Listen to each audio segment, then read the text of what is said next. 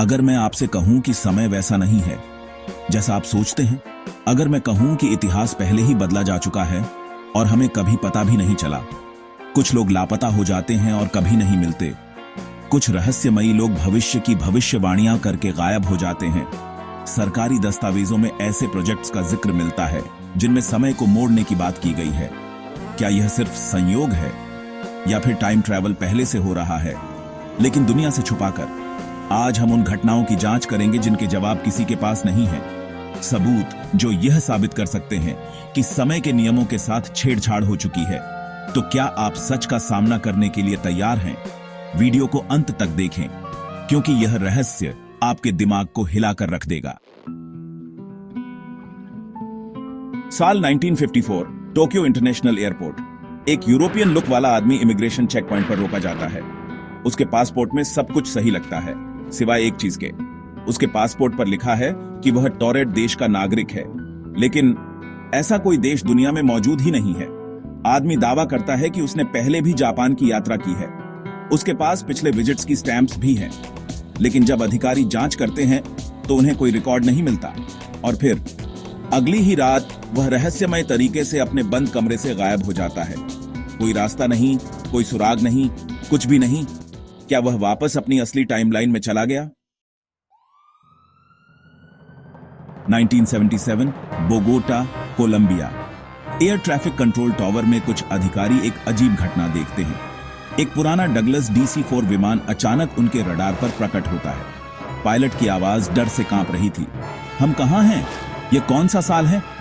Controller उन्हें landing के लिए गाइड करने की कोशिश करते हैं, लेकिन अचानक वह विमान हवा में ही गायब हो जाता है। बाद में जांच करने पर पता चला कि यह वही विमान था जो 1955 में लापता हुआ था और फिर कभी नहीं मिला। क्या यह विमान टाइम ट्रैवल का शिकार हुआ था?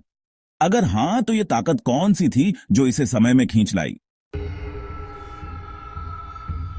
अब चलते हैं सबसे रहस्यमयी जगह, वह जगह जहां गोपनीय प्रयोग किए जाते हैं, जहां विज्ञान के नियम तोड़े जाते हैं।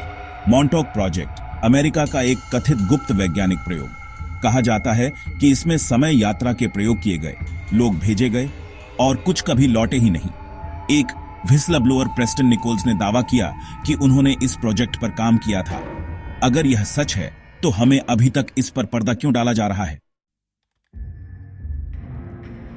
1998 में इंटरनेट पर एक रहस्यमयी व्यक्ति प्रकट हुआ। नाम जॉन टाइटर। उसने दावा किया कि वह 2036 से आया है। उसने भविष्य के बारे में भविष्यवाणियां की, एक युद्ध की चेतावनी दी और एक टाइम मशीन का पूरा डिजाइन शेयर किया। फिर एक दिन वह अचानक गायब हो गया। क्या वह वास्तव में एक टाइम ट्रैवलर था? अगर टाइम ट्रैवल संभव है तो क्या सरकारें इसे छिपा रही हैं?